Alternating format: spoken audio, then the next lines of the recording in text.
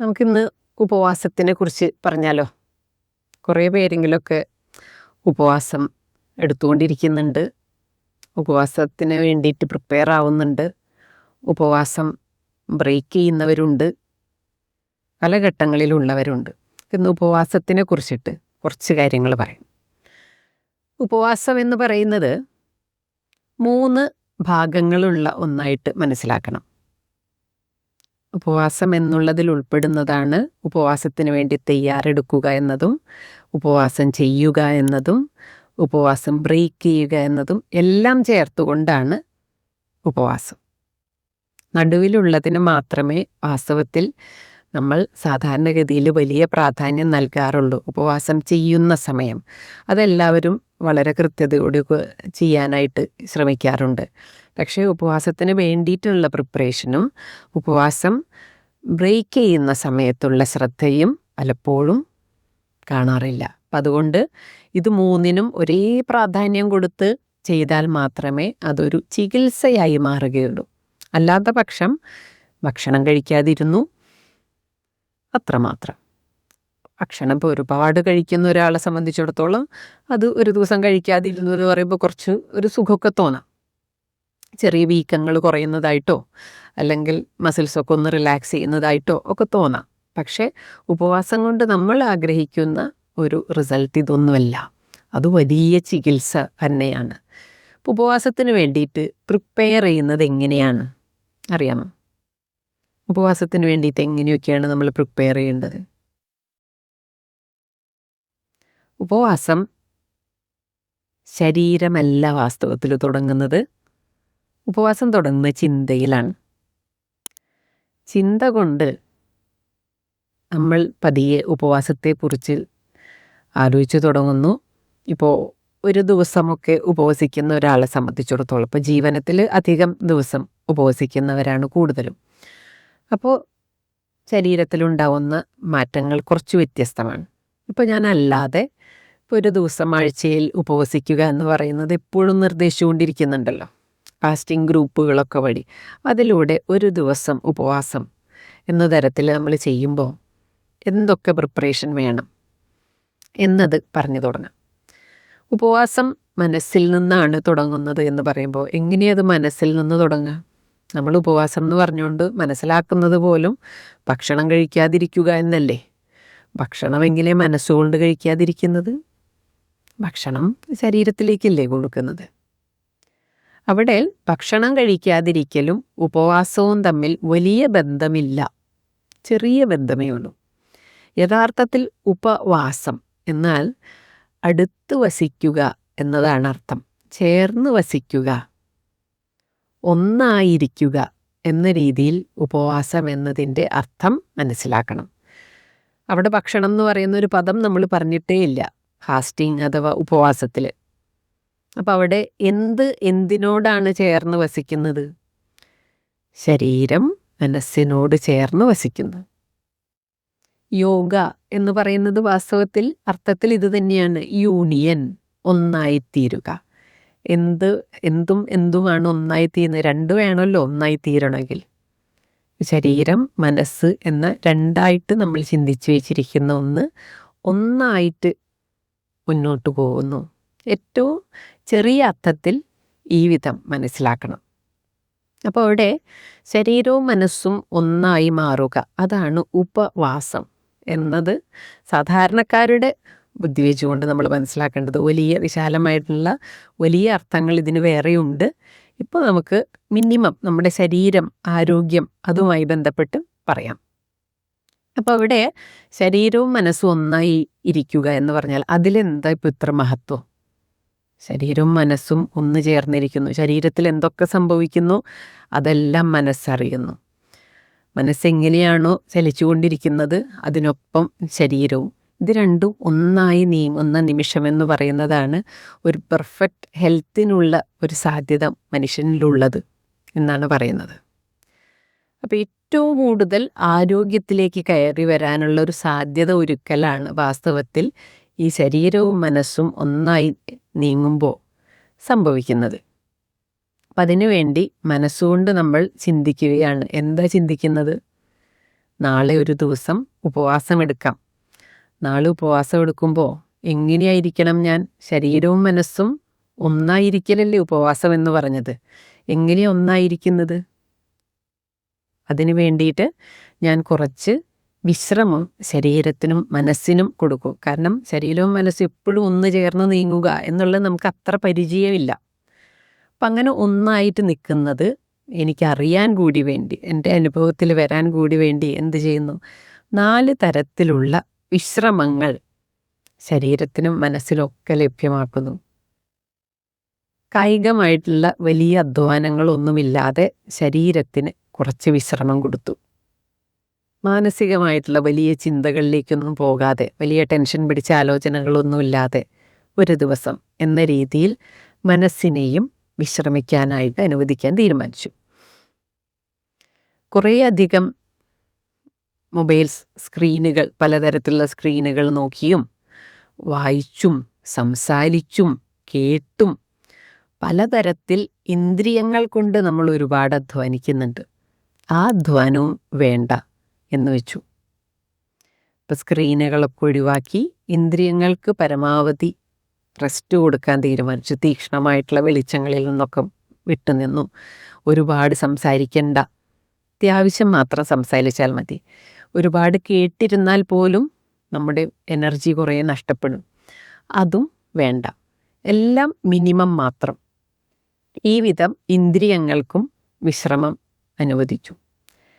അടുത്തത് നമ്മുടെ ആന്തരിക അവയവങ്ങൾ. ഇതെല്ലാം വിശ്രമിക്കുമ്പോഴും അവയവങ്ങൾക്ക് വിശ്രമമൊന്നുമില്ലല്ലോ, അവ എല്ലായ്പ്പോഴും പ്രവർത്തിച്ചുകൊണ്ടിരിക്കില്ലേ.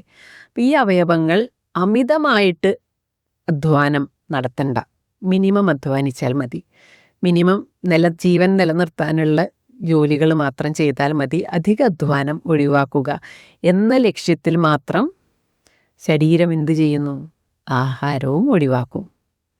ആദ്യത്തെ 3 തരത്തിലുള്ള വിശ്രമം ശരീരത്തിന് ലഭ്യമാക്കിയാൽ മാത്രമേ 4മത്തേത് ശരീരമായിട്ട് വേണ്ടെന്ന് വയ്ക്കുള്ളൂ. കായികമായിട്ടുള്ള അധ്വാനങ്ങൾ ഒഴിവാക്കി, മാനസികമായിട്ടുള്ള അധ്വാനങ്ങൾ ഒഴിവാക്കി, ഇന്ദ്രിയങ്ങൾക്ക് വിശ്രമം നൽകി, ഇത്രയും ചെയ്താൽ പിന്നെ 4മത്തേത് ശരീരം നടപ്പിലാക്കിക്കോളും. എന്നാൽ എനിക്ക് ഭക്ഷണവും വേണ്ട, ഞാൻ അകത്ത് റെസ്റ്റിലാണ്. ഇപ്പോൾ വീട്ടിലെല്ലാ ദിവസവും 3 നേരം 4 നേരം ഭക്ഷണം ഉണ്ടാക്കിക്കൊണ്ടിരിക്കുന്ന ഒരമ്മ ഒരു ദിവസം മക്കളൊക്കെ പറയാണ്, ഞങ്ങളൊക്കെ ഇന്ന് പുറത്തുനിന്ന് ഭക്ഷണമൊക്കെ മേടിച്ചിട്ടുണ്ട്, അമ്മയ്ക്ക് വാങ്ങിക്കണോ എന്ന് ചോദിക്കുമ്പോൾ അമ്മയ്ക്ക് പുറത്തുനിന്ന് കഴിക്കുന്നത് താല്പര്യമില്ല. അപ്പം അമ്മ നോക്കുമ്പോൾ അങ്ങനെയാണെങ്കിൽ ഇന്നിപ്പോൾ ഞാനൊന്നും ഉണ്ടാക്കുന്നൊന്നുമില്ല, എനിക്കൊരു ദിവസം ഒരു നേരം ഒന്ന് റെസ്റ്റ് ആയിക്കോട്ടെ. അത് ജോലിയിൽ നിന്നുള്ള റെസ്റ്റാണ് അവർ ആഗ്രഹിക്കുന്നത്. ഈ ഒരു രീതിയിൽ ശരീരം എന്ത് ചെയ്യും? 3 തരത്തിലുള്ള വിശ്രമങ്ങൾ എന്തായാലും കിട്ടുന്നുണ്ട്.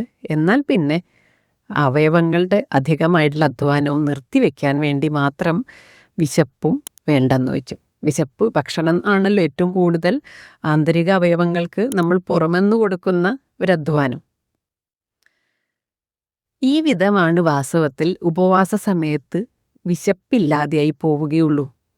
ഒരു ദിവസത്തെ ഉപവാസത്തിൻ്റെ കാര്യമാണ് ഇപ്പോൾ പറഞ്ഞത് കേട്ടോ. ഷോർട്ട് ഫാസ്റ്റിങ്ങിൻ്റെ കാര്യം, ലോങ് ഫാസ്റ്റിങ്ങിൽ വ്യത്യാസമാണ്. ഷോർട്ട് ഫാസ്റ്റിങ്ങിൽ ഇത്രയും ചെയ്താൽ ബാക്കി ശരീരം ഈ 4മത്തെ വിശ്രമവും ലഭ്യമാക്കിക്കൊണ്ട് അവിടെ അത്യാവശ്യം ചെയ്യാൻ പറ്റുന്ന പരമാവധി ചികിത്സ. ഇപ്പോൾ ഒരു ദിവസമാണ്, ശനിയാഴ്ച വൈകുന്നേരം നമ്മൾ തീരുമാനിക്കുകയാണ് നാളെ ഉപവാസം എടുക്കാം എന്ന് പറയുമ്പോൾ നാളത്തേക്ക് വേണ്ടിയിട്ട് ശരീരം പ്രിപ്പയർഡായി. നാളെ പകൽ മുഴുവൻ ഈ 4 തരത്തിലുള്ള വിശ്രമം ലഭിക്കുന്നു എന്നുള്ളതുകൊണ്ട് ശരീരം എന്തു ചെയ്യും? വിശ്രമം ലഭിച്ചു കഴിഞ്ഞാൽ ശരീരത്തിൻ്റെ യഥാർത്ഥത്തിലുള്ള പവർ നമുക്കറിയാനായിട്ട് പറ്റും. അതായത് എത്രയൊക്കെ ശ്രമം കൊണ്ട്, എത്രയൊക്കെ പ്രവർത്തികൾ കൊണ്ട് ഡാമേജുകൾ ശരീരത്തിനുണ്ടായിട്ടുണ്ടോ ഇവയെല്ലാം കണ്ടെത്തി പരിഹരിക്കാനായിരിക്കും ശരീരം തീരുമാനിക്കുക. നേരത്തെ പറഞ്ഞ വീട്ടിലുള്ള അമ്മയുടെ ഉദാഹരണം തന്നെ എടുക്കാം. ഇപ്പോൾ ഒരു നേരം ഇപ്പം അമ്മയ്ക്ക് മാത്രമേ വെക്കുണ്ടോ, അപ്പോൾ പിന്നെ അമ്മ ഭക്ഷണം വെക്കേണ്ട തീരുമാനിച്ചു എന്ന് കരുതിയിട്ട് അവിടെ പോയി കിടക്കില്ല. ആദ്യമായിട്ടാണ് ഇത്രയും സമയമൊക്കെ എക്സ്ട്രാ കിട്ടിയിട്ടുള്ളത്. അപ്പം ബാക്കിയുള്ള അല്ലറ ചില്ലറ പരിപാടികളൊക്കെ കണ്ടെത്തിയിട്ട് അത് പരിഹരിക്കാനായിട്ട് നടക്കും, അല്ലെങ്കിൽ ആ ജോലികൾ ചെയ്തു തീർക്കാനായിട്ട് നടക്കും ഒരു എക്സ്ട്രാ സമയം കിട്ടുമ്പോൾ. ഇതുപോലെ തന്നെയാണ് ഫാസ്റ്റിങ്ങിൽ ശരീരം ചെയ്യുക.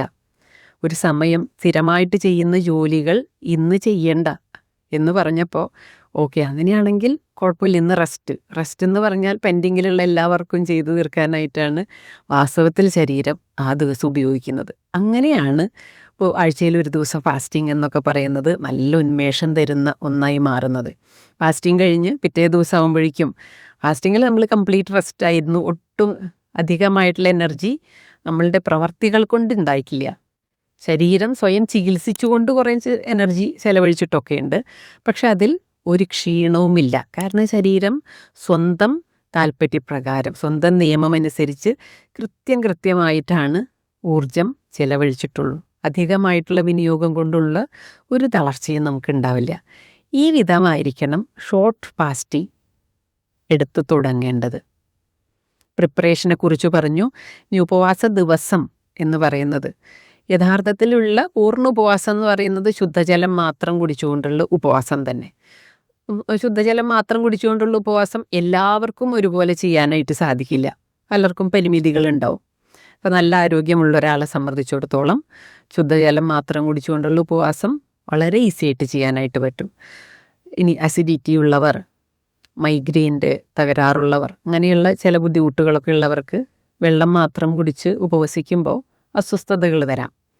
ആ അസ്വസ്ഥതകൾ വാസ്തവത്തിൽ ഒരു തെറ്റൊന്നുമല്ല. അത് പരിഹരിക്കാനായിട്ടുള്ളൊരു ശ്രമത്തിൻ്റെ ഭാഗമായിട്ടാണ്, ആ ഒരു രോഗം പരിഹരിക്കാനായിട്ടുള്ള ശരീരത്തിൻ്റെ ശ്രമം തന്നെയാണ് ഈ അസ്വസ്ഥതകൾ. എങ്കിലും ഇപ്പോൾ നമ്മൾ ജോലിക്കൊക്കെ പോകണം പിറ്റേ ദിവസം എഴുന്നേറ്റിട്ട്, അപ്പോൾ തലേ ദിവസം തലവേദനിച്ച് അല്ലെങ്കിൽ അസിഡിറ്റി ആയിട്ട് കിടക്കാൻ നമുക്കൊരു സുഖം ഉണ്ടാവില്ല. അതുകൊണ്ട് ഈ 1 day ഫാസ്റ്റിംഗ് ഒക്കെ വീട്ടിൽ വെച്ചിട്ട് എടുക്കുമ്പോൾ ഇത്തരത്തിലുള്ള അസ്വസ്ഥതയുള്ളവർ ശുദ്ധജലം മാത്രം കുടിച്ചുകൊണ്ടുള്ള ഉപവാസം ചെയ്യണ്ട. അവർ കുറച്ച് അതിനെ ഒന്ന് വെള്ളം ചേർത്ത് ഡൈല്യൂട്ട് ചെയ്യണം. പഴങ്ങൾ കഴിച്ചുകൊണ്ടുള്ള ഉപവാസം, അതായത് അവരവരുടെ ശരീരത്തിന് പറ്റുന്ന രീതി, ലഘു ഉപവാസം.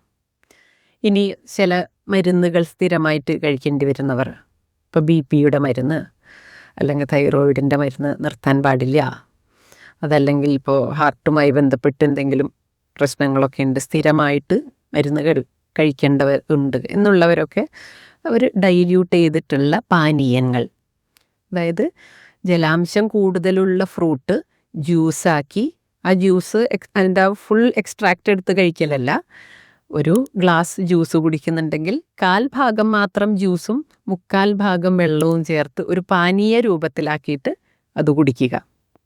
അപ്പോൾ ഈ വിധത്തിലാവുമ്പോൾ ചെറിയ മരുന്നുകൾ കഴിക്കുന്നവർക്കൊന്നും വിരോധമില്ല, ലഘു ഉപവാസം ആവാം. അപ്പോൾ എന്തായാലും ഏത് തരത്തിൽ നമ്മൾ ആഹാരം കഴിച്ചാലും പാനീയം കഴിച്ചാലും ശുദ്ധജലം കഴിച്ച് ഉപവസിച്ചാലും വിശ്രമമാണ് ഉപവാസത്തിൽ ഏറ്റവും പ്രാധാന്യത്തോടു കൂടിയിട്ട് കണക്കിലെടുക്കേണ്ടത്. കാരണം ശുദ്ധജലം മാത്രം കുടിക്കാമെന്ന് ശരീരം തീരുമാനിച്ചത് എന്തുകൊണ്ടാണ്? റെസ്റ്റ് കിട്ടുമെന്നുള്ളതുകൊണ്ടല്ലേ. ബാക്കി 3 റെസ്റ്റും നമ്മൾ തലേന്ന് തന്നെ ചിന്തിച്ചു ഉറപ്പിച്ചു, എന്തായാലും നാളെ റെസ്റ്റ് ഉണ്ട് എന്നുള്ളത് ഉറപ്പുവരുത്തിയതുകൊണ്ട് മാത്രമാണ് പിറ്റേന്ന് ശരീരം തീരുമാനിച്ചു എന്നാൽ വെള്ളം മതി ഇന്ന്, അല്ലെങ്കിൽ പാനീയങ്ങൾ മതി, അല്ലെങ്കിൽ ചെറിയ പഴങ്ങൾ മതി എന്നൊക്കെ ശരീരം തീരുമാനിച്ചത്. അപ്പോൾ ആ തലേ ദിവസം തീരുമാനിച്ചതിൽ നിന്നും വ്യത്യസ്തമാവരുത് പിറ്റേന്ന്. റെസ്റ്റ് തന്നെ ആയിരിക്കണം. ആ റെസ്റ്റിൽ ഒരുപാട് തരത്തിലുള്ള കറക്ഷൻസ് ശരീരം നടത്തും. ഇനി ഫാസ്റ്റിംഗ് കഴിഞ്ഞതിന് ശേഷം, ഇപ്പോൾ ശനിയാഴ്ച ഫാസ്റ്റിങ്ങിന് വേണ്ടി പ്രിപ്പയർ ചെയ്യുന്നു മനസ്സുകൊണ്ട്, ഞായറാഴ്ച ഉപവാസം എടുക്കുന്നു, ഇനി അത് കഴിഞ്ഞ് ബ്രേക്ക് ചെയ്യുന്നു. ബ്രേക്ക് ചെയ്യുമ്പോഴും മനസ്സുകൊണ്ടും കൂടി ബ്രേക്ക് ചെയ്യണം. എങ്ങനെയായിരുന്നു ഈ ഒരു ദിവസം എന്നുള്ളത് ഒന്ന് ചിന്തിക്കുക. ഉപവാസം ചെയ്ത ഈ ഒരു ദിവസത്തെക്കുറിച്ച് രണ്ടാമതൊന്ന് ചിന്തിച്ച്, നാളെ വീണ്ടും ഞാൻ ജോലിയിലേക്കൊക്കെ പോവുകയാണ്, രാവിലെ എഴുന്നേറ്റിട്ട് ഇന്ന കാര്യങ്ങളൊക്കെ ഉണ്ട്, കായികമായിട്ട് കുറേശ്ശെ അധ്വാനിച്ച് തുടങ്ങും, മാനസികമായിട്ടുള്ള അധ്വാനങ്ങൾ തുടങ്ങും, ഇന്ദ്രിയങ്ങളും അധ്വാനിച്ച് തുടങ്ങും. പിന്നെ ഇത്രയൊക്കെ ചെയ്യുന്നു എന്നുള്ളത് കൊണ്ട് ശരീരം എന്ത് ചെയ്യും? ഓക്കെ, പിന്നെ 4ാമത്തെ അധ്വാനമായിട്ടുള്ള ആഹാരങ്ങൾ ദഹിപ്പിക്കുക എന്നുള്ളതിലേക്ക് കയറാനും ശരീരത്തിന് ബുദ്ധിമുട്ടില്ല. ഇതെല്ലാം വാസ്തവത്തിൽ മനസ്സുകൊണ്ടാണ് ചെയ്യുന്നത്. എല്ലാം സങ്കല്പത്തിലല്ലേ. മനസ്സുകൊണ്ട് പ്രിപ്പയർ ചെയ്യണം. ബ്രേക്ക് ചെയ്യാനാണെങ്കിലും ഉപവാസം തുടങ്ങാനാണെങ്കിലും. ലഘു ഉപവാസത്തിൽ ഒരു ദിവസത്തെ ഷോർട്ട് ഫാസ്റ്റിങ്ങിലൊക്കെ ഈ വിധം ചെയ്യണം. ഇനി തെറാപ്യൂട്ടിക് ആയിട്ടുള്ള ഉപവാസം, ഇവിടെ നമ്മൾ ജീവനത്തിൽ കൂടുതൽ ചെയ്യുന്നത് ലോങ് ഫാസ്റ്റിങ്ങുകളാണ്. ഒരു 3 ദിവസം മുതൽ 5 ദിവസം, 8 ദിവസം, 10 ദിവസം, 12 ദിവസം, 15 ദിവസം, ഇങ്ങനെയൊക്കെ പല ഡ്യൂറേഷനിൽ ഫാസ്റ്റിംഗ് ചെയ്യുന്നവരുണ്ട്. അവിടെ മനസ്സുകൊണ്ടുള്ള പ്രിപ്പറേഷൻ എന്നുള്ള സ്റ്റെപ്പിൽ നിന്നും കുറച്ചുകൂടി ഹയറായിട്ട് ചിന്തിക്കേണ്ടതുണ്ട്. ഉപവാസം ചെയ്യണോ വേണ്ടയോ എന്നുപോലും ജീവനത്തിൽ വെച്ചിട്ട് ഒരാൾ ചിന്തിക്കേണ്ടതില്ല. കാരണം ഇവിടുത്തെ ഒരു ജീവിത രീതി, നമ്മുടെ ഒരു ദിനചര്യ അനുസരിച്ചിട്ട് ഈ റെസ്റ്റുകളെല്ലാം ശരീരത്തിന് സ്വാഭാവികമായിട്ട് വന്നു ചേരുന്നുണ്ട്, മനസ്സിനും സ്വാഭാവികമായിട്ട് വന്നു ചേരുന്നുണ്ട്. നമ്മൾ സങ്കല്പിച്ചെടുക്കേണ്ടതില്ല. ഇതെല്ലാം സ്വാഭാവികമായിട്ട് ഉള്ളിൽ സംഭവിക്കും. ശരീരം പതിയെ പതിയെ ഉപവാസത്തിലേക്ക് അങ്ങോട്ട് കടക്കാനായിട്ട് തുടങ്ങും. അതിനുവേണ്ടി കൂടുതലായിട്ടും ശാരീരികമായിട്ടുള്ളൊരു ഡീടോക്സിഫിക്കേഷൻ, അതിനുവേണ്ടി ഇപ്പോൾ രാവിലെ 6 മണി തൊട്ടിട്ട് നമ്മൾ ഓരോന്ന് ചെയ്തു തുടങ്ങുന്നുണ്ടല്ലോ. യോഗ ചെയ്തു, പ്രാണായാമം ചെയ്തു, മെഡിറ്റേഷനുകൾ ചെയ്തു, ക്രിയകൾ ചെയ്തു, പലതരത്തിലുള്ള സൈക്കോളജിക്കലായിട്ടുള്ള ക്ലാസ്സുകളും ചർച്ചകളും നടത്തി, ഇങ്ങനെ പതുക്കെ പതുക്കെ പതുക്കെ പതുക്കെ ഒരു എലിമിനേഷൻ, ഒരു വൃത്തിയാക്കൽ, ഒരു ആവശ്യമില്ലാത്തതിനൊക്കെ വിസർജിച്ച് കളയാനായിട്ടുള്ളൊരു സാധ്യത ശരീരം കൊണ്ടും മനസ്സുകൊണ്ടും ഉണ്ടാക്കി തുടങ്ങുകയാണ്. അങ്ങനെ 2-3 ദിവസമൊക്കെ ഇതേ പാത്തിൽ ഇങ്ങനെ പോകുമ്പോൾ ശരീരം വൃത്തിയാക്കാനായിട്ട് തുടങ്ങുന്നു എന്ന് കാണുമ്പോൾ ശരീരവും മനസ്സും വേറെ വേറെയിട്ട് നിൽക്കില്ല എന്നുള്ളതറിയാലോ. ശരീരം വൃത്തിയാക്കാൻ തുടങ്ങിയാൽ ഉടനെ തന്നെ മനസ്സും ശുചീകരണം ആരംഭിക്കും. അപ്പോൾ ആ ശുചീകരണം തുടങ്ങുന്ന സമയത്താണ് നമുക്ക് സൈക്കോളജിസ്റ്റുകളുടെയൊക്കെ സപ്പോർട്ടുകൾ വരുന്നത്. ആ സപ്പോർട്ടും കൂടി ആകുമ്പോൾ ശുചീകരണത്തിൻ്റെ തീവ്രത വളരെയധികം കൂടി. തീവ്രത കൂടിക്കഴിഞ്ഞാൽ അവിടെ ഇപ്പോൾ ഒരു വീട് പുതുക്കി പണിയുകയാണെന്ന് കരുതുക. വീട് പുതുക്കി പണിയുമ്പോൾ അതിനകത്ത് സ്വസ്ഥമായി താമസിക്കുക എന്ന് പറയുന്നത് വളരെ ബുദ്ധിമുട്ടായിരിക്കും. പിന്നെ അത് പുതുക്കിപ്പണിത് കഴിഞ്ഞാലേ എല്ലാം വൃത്തിയാക്കിയതിന് ശേഷമാണ് നമുക്ക് അവിടെ സമാധാനമായിട്ട് കയറി താമസിക്കാൻ പറ്റുള്ളൂ. അല്ലെങ്കിൽ പൊടിയും ആകെ മലിനമായിട്ടുള്ള വായുവും ഒക്കെ ആയിട്ട് അസ്വസ്ഥതകളായിരിക്കും. ഇതുപോലെ ശരീരം ശുചീകരണം ആരംഭിച്ചു കഴിഞ്ഞാൽ അവിടെ മനസ്സിൻ്റെ തലത്തിലുള്ള ശുചീകരണവും ആരംഭിക്കും. ശരീരം അപ്പം എന്ത് ചെയ്യും? നേരത്തെ പറഞ്ഞ് ഉപവാസത്തിലേക്ക് കടക്കും. സ്ഥിരമായി ചെയ്യുന്ന പ്രവൃത്തികളിൽ നിന്നൊക്കെ വിട്ടു നിൽക്കണം. എന്നിട്ട് വൃത്തിയാക്കൽ എന്ന് പറയുന്ന ഒരു മോഡിലേക്കാണിപ്പോൾ ശരീരത്തിൻ്റെ തലത്തിലും മനസ്സിൻ്റെ തലത്തിലും തീരുമാനിക്കപ്പെട്ടിട്ടുള്ളത്, വൃത്തിയാക്കൽ തീരുമാനിക്കപ്പെട്ടത് എന്നതുകൊണ്ട് സ്ഥിരമായി ചെയ്യുന്ന ആക്ടിവിറ്റികൾ, കർമ്മങ്ങളിൽ നിന്നെല്ലാം വിട്ടു നിൽക്കാനായിട്ടുള്ളൊരു ടെൻഡൻസി ശരീരവും മനസ്സും കാണിക്കും. അതാണ് വാസ്തവത്തിൽ ഉപവാസമായിട്ട് തീരുന്നത്. കായികമായിട്ടുള്ള അധ്വാനങ്ങളിൽ നിന്നും വിട്ടു നിൽക്കാനായിട്ടൊരു ടെൻഡൻസി, മാനസികമായിട്ട് പുറമെന്നുള്ള സ്ട്രെസ്സുകളൊന്നും എടുക്കാതിരിക്കുക. ഇതൊന്നും നമ്മൾ മനഃപൂർവ്വം എടുക്കാതിരിക്കുന്നതല്ല ഇവിടെ വെച്ചിട്ട്. ഇത് തനിയെ അതിനോടൊരു വേണ്ട, ഇത് വേണ്ട. ഇനി ഇന്ദ്രിയങ്ങൾ വലിയ അധ്വാനം ഇവിടെ ഇല്ല. കാരണം നമുക്ക് സ്ക്രീൻ ടൈം ഇവിടെ ഇല്ല.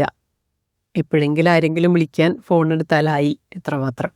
ഒരുപാട് മിണ്ടുന്നില്ല, ഒരുപാട് പറയുന്നില്ല, എല്ലാം ആരും അറിയാതെ സംഭവിക്കുന്നത്. പക്ഷേ ഉപവാസത്തിന് വേണ്ടിയിട്ട് ഒരാൾ എപ്രകാരമാണോ മനസ്സുകൊണ്ട് പ്രിപ്പയർ ചെയ്യേണ്ടത്, അതെല്ലാം ഇവിടെ പ്രാക്ടിക്കലി ആരും സ്വയം അറിയാതെ തന്നെ സംഭവിച്ചുകൊണ്ടിരിക്കുകയും അയാളുടെ ശരീരം ഉപവാസത്തിലേക്ക് കയറുകയും ചെയ്യും.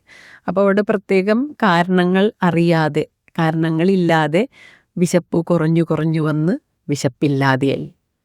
പലപ്പോഴും ജീവനത്തിലിരിക്കുന്ന സമയത്ത് ചിന്തിക്കാറില്ലേ, ഇതെങ്ങനെ ഇപ്പോൾ ഇവിടെ ഉള്ളപ്പോൾ മാത്രം വിശപ്പില്ലാതെ ആവുന്നത്? സാധാരണ നമ്മുടെ ലൈഫിൽ അങ്ങനെ ഒരു സംഭവം ഇല്ലല്ലോ.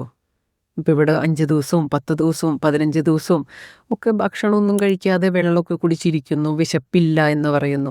പലരും ജീവനത്തിൽ ചോദിക്കാറുണ്ട്, ഇനി എനിക്ക് വിശപ്പ് വരില്ലേ? ഹോയോ.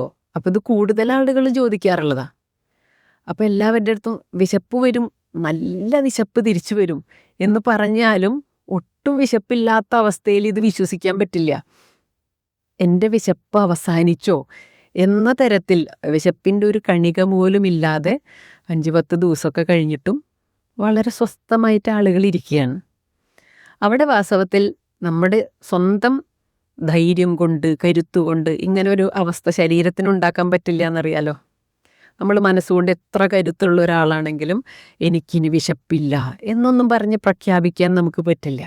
നമുക്ക് ആഗ്രഹിക്കാം ഉപവാസം ചെയ്യണം, അതുകൊണ്ട് വിശപ്പില്ലാതിരുന്നാൽ നല്ലത് എന്നൊക്കെ വേണമെങ്കിൽ ആഗ്രഹിക്കാമെന്നല്ലാതെ വിശപ്പില്ലാതാക്കാനുള്ള മരുന്നൊന്നും നമ്മുടെ കയ്യിലില്ല. പക്ഷേ ജീവനത്തിൽ എല്ലാവരും അങ്ങനെ ഒരു കഴിവ് അവനിലുണ്ട് എന്നുള്ളത് അറിയുന്നുമുണ്ട്. എത്രയോ ദിവസങ്ങൾ അല്പം പോലും വിശപ്പില്ലാതെ ശുദ്ധജലമൊക്കെ കുടിച്ച് വളരെ ആരോഗ്യത്തോടു കൂടിയിട്ട് ഇവിടെ കാര്യങ്ങളെല്ലാം ചെയ്ത് നടക്കുന്നു. അവിടെ മനുഷ്യൻ്റെ ബുദ്ധിയല്ല, മറിച്ച് ശരീരത്തിൻ്റെ ബുദ്ധിയാണ് പ്രവർത്തിക്കുന്നത്. ശരീരത്തിൻ്റെ തീരുമാനങ്ങൾ മാത്രമാണ് നടപ്പിലാക്കപ്പെടുന്നത് എന്നതുകൊണ്ട് മാത്രമാണ് വിശപ്പില്ലാത്ത ദിനങ്ങൾ നമുക്കറിയാനും ആസ്വദിക്കാനായിട്ട് സാധിക്കുന്നത്. അപ്പോൾ എത്ര ദിവസമാണോ ശരീരത്തിന് സ്വന്തം പ്രശ്നങ്ങളെ കണ്ടെത്താനും പരിഹരിക്കാനുമായിട്ട് വേണ്ടത്, മനസ്സിന് എത്ര സമയമാണോ സ്വന്തം പ്രശ്നങ്ങളെ കണ്ടെത്താനും പരിഹരിക്കാനുമായിട്ട് വേണ്ടത്, അത്രയും സമയം ശരീരം ഉപവാസത്തിന് തന്നെ കൊണ്ടുപോകും. ഇനി ഈ ഉപവാസം എത്ര സമയം നമ്മൾ എടുക്കുന്നുണ്ടോ, എത്ര ദിവസങ്ങൾ എടുക്കുന്നുണ്ടോ, അതിനനുസരിച്ചാണ് ശരീരം എത്ര സമയമെടുത്ത് ഇത് ബ്രേക്ക് ചെയ്യും എന്നുള്ളത് തീരുമാനിക്കുന്നത്. അപ്പം ഇങ്ങനെ മനസ്സിലാക്കണം ഉപവാസത്തെ.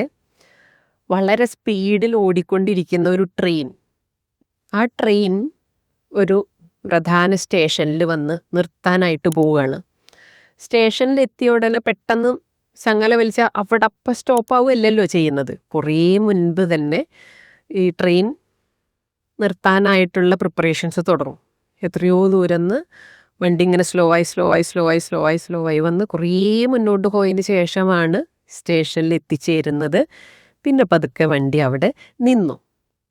അപ്പോൾ ഈ അവിടെ നിന്ന് ചങ്ങല വലിച്ച സമയം തൊട്ടോ അല്ലെങ്കിൽ നിർത്താനായിട്ടുള്ള പ്രിപ്പറേഷൻ എപ്പോൾ തുടങ്ങിയോ, അത് സ്റ്റേഷനിൽ എപ്പോൾ വന്നെത്തിയോ അത്രയും സമയമാണ് ഉപവാസം ആരംഭിക്കാനായിട്ടുള്ള, ചികിത്സ തുടങ്ങാനായിട്ടുള്ള ഒരു പ്രിപ്പറേഷനായിട്ട് വരുന്നത്. ഇനി നമ്മൾ വണ്ടി പ്രധാന സ്റ്റേഷനിൽ കൊണ്ട് നിർത്തിയാൽ ആളുകൾ കയറലും ഇറങ്ങലും മാത്രം, കുറേ അറ്റകുറ്റപ്പണികൾ നടക്കൂലേ, വെള്ളം നിറയ്ക്കുന്നു, അതായത് പല പല കാര്യങ്ങളൊക്കെ അതിൽ നടക്കും.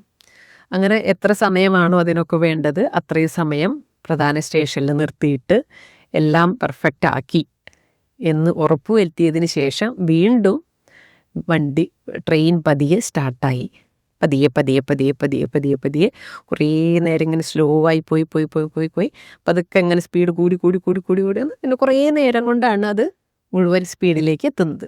ഇതുപോലെയാണ് ഉപവാസം ബ്രേക്ക് ചെയ്യുന്നതും. എത്ര സമയമാണോ അവിടെ നിർത്തിയിട്ടത് അതിനനുസരിച്ചായിരിക്കും തുടർന്ന് വണ്ടിയുടെ സ്പീഡ് കൂടുന്നത്. എത്ര ദിവസമാണോ നമ്മൾ ഉപവാസം എടുത്തിട്ടുള്ളത് അതിനനുസരിച്ചിട്ട് ശരീരം തീരുമാനിക്കും. ഇപ്പോൾ 10 ദിവസം ഉപവാസം എടുത്തിട്ടുണ്ടെങ്കിൽ ശരീരം ചിലപ്പോൾ 7 ദിവസം 8 ദിവസമൊക്കെ എടുത്തിട്ടായിരിക്കും പതുക്കെ ബ്രേക്ക് ചെയ്ത് വരിക. നമ്മളെല്ലായ്പ്പോഴും തെറ്റായി ചിന്തിക്കാറുള്ളൊരു കാര്യം, ആഹാരം കഴിച്ചു കഴിഞ്ഞാൽ ഉപവാസം ബ്രേക്ക് ചെയ്തു എന്നുള്ളതാണ്. എന്നാൽ അത് വെറും തോന്നലാണ്. ഭക്ഷണവും ഉപവാസവും തമ്മിൽ കാര്യമായ ബന്ധമില്ല എന്ന് തുടക്കത്തിലേ പറഞ്ഞത് അതുകൊണ്ടാണ്. ഭക്ഷണം കഴിച്ചതുകൊണ്ടൊന്നും ഉപവാസം ബ്രേക്ക് ആയിട്ടില്ല. ഉപവാസം ശരീരമാണ് ചെയ്തുകൊണ്ടിരിക്കുക. നമുക്ക് വേണമെന്ന് വെച്ചാൽ ഇടയിൽ എന്തെങ്കിലും എടുത്ത് കഴിച്ചു എന്ന് കരുതിയിട്ട് ഉപവാസം ബ്രേക്കായി എന്നർത്ഥമില്ല. കാരണം ഭക്ഷണം കഴിച്ചാലില്ലെങ്കിലും ശരീരം ഉപവാസ ചികിത്സയിലാണ്. അത് ചികിത്സ തുടർന്നുകൊണ്ട് തന്നെ ഇരിക്കും. രോഗശാന്തി അവിടെ നടത്തിക്കൊണ്ട് തന്നെ ഇരിക്കും. റിപ്പയറുകൾ നടത്തിക്കൊണ്ട് തന്നെ ഇരിക്കും.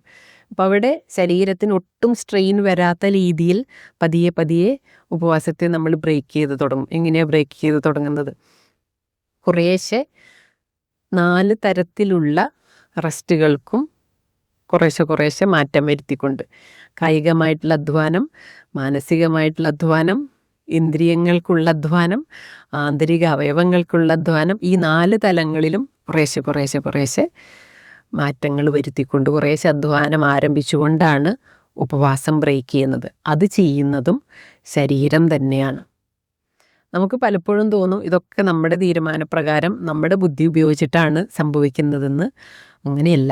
ദീർഘോപവാസം ഒരിക്കലും അങ്ങനെയല്ല. ഷോർട്ട് ഫാസ്റ്റിങ്ങും വാസ്തവത്തിൽ അങ്ങനെയല്ല. പക്ഷെ എന്നാലും നമ്മുടെ ഇടപെടൽ ഉണ്ട്. നമ്മൾ സങ്കല്പത്തിലൊക്കെ കൊണ്ടുവന്നിട്ടാണല്ലോ ഒരു ദിവസത്തെ ഉപവാസത്തിലേക്ക് നമ്മൾ കിടക്കുന്നത്. അപ്പോൾ കുറച്ചും കൂടി നമ്മുടെ ഇടപെടലുണ്ട് നമുക്ക് തോന്നാം. ലോ ഫാസ്റ്റിങ്ങിൽ നമ്മുടെ ബുദ്ധിക്ക് യാതൊരു ചാൻസും ഇല്ല ഇടപെടാൻ. അത് ശരീരത്തിന് വിട്ടുകൊടുക്കുക. ശരീരം തീരുമാനിക്കും. ഇപ്പം നമുക്ക് വളരെയധികം ഉന്മേഷം വന്നു എന്ന് കരുതി ഉപവാസം അവസാനിച്ചു എന്നർത്ഥമില്ല. ഉപവാസമൊക്കെ ബ്രേക്ക് ചെയ്യുന്ന സമയത്ത് അത്ര ദിവസവും ഒട്ടും വിശപ്പില്ലാതിരുന്ന ഒരാൾക്ക് പെട്ടെന്ന് നല്ലൊരു വിശപ്പ് വരും. ഇപ്പോൾ 10 ദിവസം 12 ദിവസമായിട്ട് വിശപ്പേ ഇല്ലാത്ത ഒരാൾക്ക് രാവിലെ എഴുന്നേറ്റപ്പോൾ പതുക്കെ വിശപ്പ് വരുന്നു. പക്ഷെ ഉച്ചയാകുമ്പോഴേക്കും അസാധ്യ വിശപ്പ് വരുന്നു. ആ വിശപ്പിനോടൊപ്പം ക്ഷീണമല്ല വരുന്നത്. നമുക്കൊക്കെ സാധാരണ വിശന്നു ഭക്ഷണം കിട്ടിയില്ലെങ്കിൽ തളർച്ചയാണ് അല്ലേ? ഉപവാസം കഴിഞ്ഞിട്ട് വിശപ്പ് വരുമ്പോൾ ഒരിക്കലും തളർച്ചയല്ല വരിക, നല്ല ഉന്മേഷമാണ്. ഇവിടെ കുറച്ച് ദിവസം മുൻപുണ്ടായിരുന്ന ഒരാൾ എൻ്റെ അടുത്ത് പറയുണ്ടായി, ഇപ്പോൾ വേണമെങ്കിൽ ഒരു 10 തെങ്ങിൻ്റെ തടമെടുക്കാൻ ഞാൻ, അത്രയും ആരോഗ്യമുണ്ട്. ഉപവാസം ബ്രേക്ക് ചെയ്യാനായിട്ടുള്ള ഒരു ലക്ഷണമായിട്ട് കാണുന്നത് അതാണ്.